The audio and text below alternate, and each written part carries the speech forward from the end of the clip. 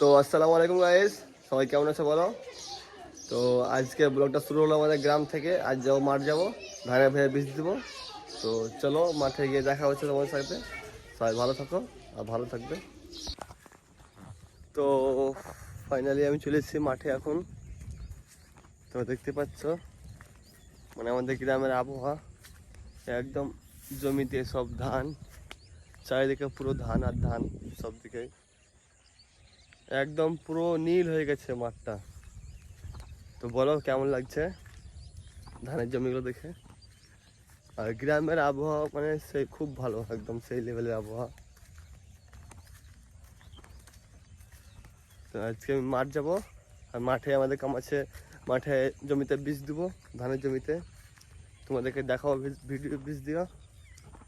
তো চলো দেখা যাক। আর এখন এই দেখতে পাচ্ছ পুরো ধানের জমি, আর ওইদিকে আছে গম লাগা আছে ওইদিকে। চলো দেখা যাচ্ছে।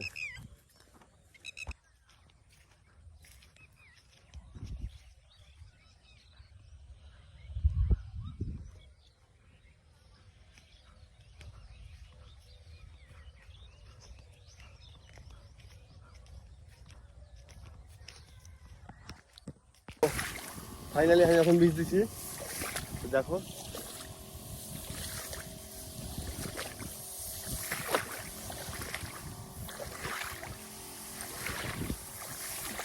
তো দেখতে পাচ্ছ চাষের কাজে কষ্ট আছে, বলবো না কষ্ট নয়। এই যে ঘাড়ের ডাম আছে, ডামটা ওজন 25 কিলো। 25 কিলো পানি ভরা আছে এখানে, 20 ঘোড়া পানি। তো 25 কিলো পানি ভুঁয়ে ভুঁয়ে হাঁটা মানে কম কষ্ট না, একদম সেই লেভেলের কষ্ট ভাই। কান্দি গুলায়